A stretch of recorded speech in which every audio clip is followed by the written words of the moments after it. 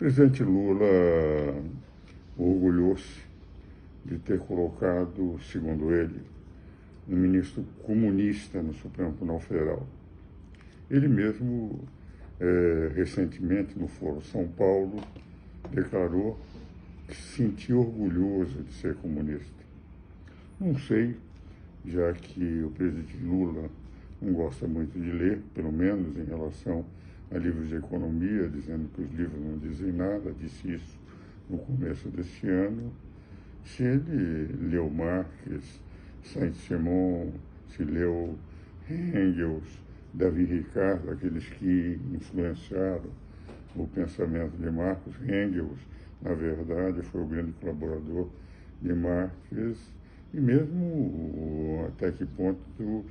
Hegel veio a influenciar o pensamento que influenciou grande parte dos grandes pensadores do século XVIII e do século XIX, se o presidente Lula leu algum deles. Mas ele se diz comunista, de tal forma o pressuposto do-lhe o direito de se considerar, até porque todo brasileiro pode ter posição política que desejar, mas, enfim, eu não sei se ele diz, por conhecer o que é a doutrina comunista, se leu os autores que geraram o comunismo de Lenin e de Stalin, ou se diz isso porque politicamente, no Fórum de São Paulo, que se diz sempre comunista, é bonito dizer, e diz o ministro Dina, porque está no Partido Comunista do Brasil, que é apenas um rótulo, porque muitos que estão lá não são comunistas, mas estão num partido político. Mas, enfim, ele se declarou um comunista, que sente orgulho de ser comunista,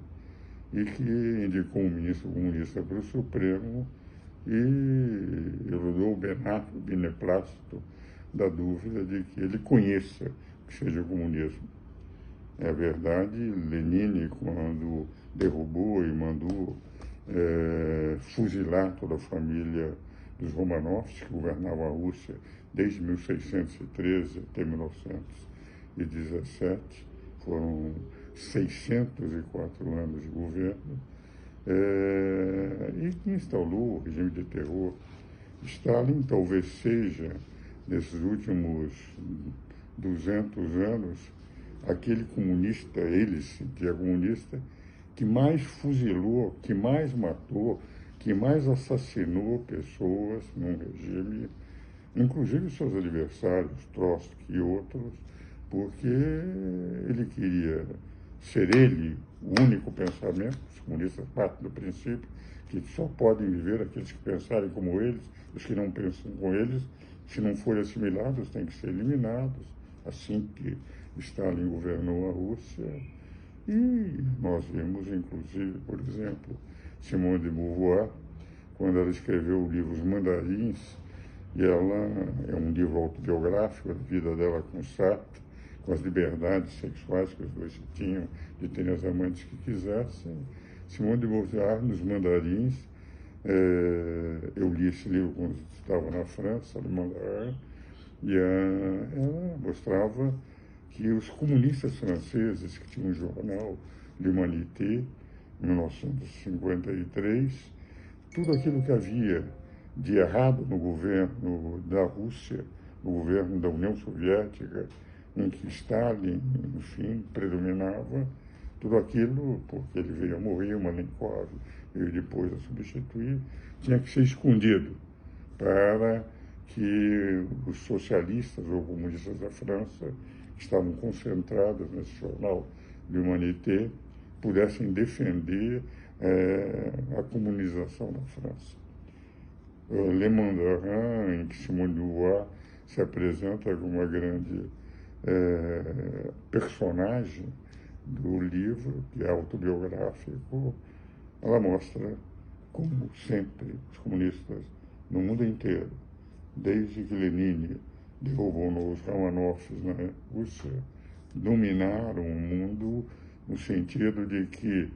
são os Borgs do Star Trek,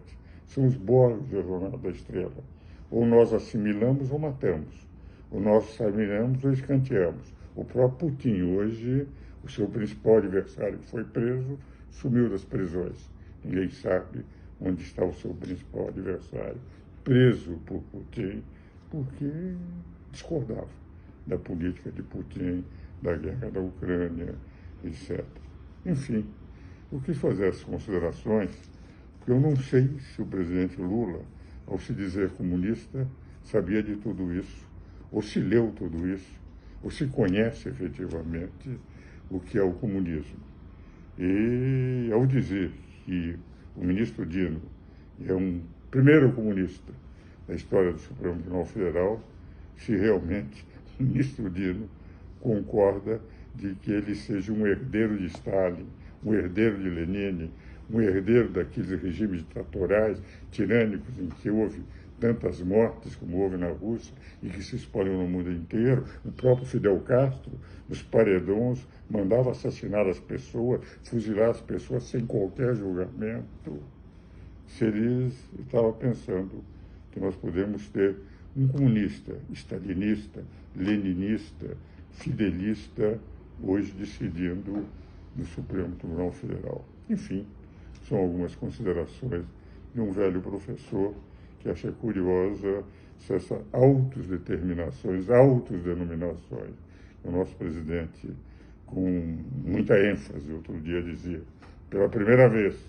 temos um ministro comunista no Supremo. Não sei se ele sabe efetivamente o que é o comunismo, o que os autores sobre o comunismo escreveram,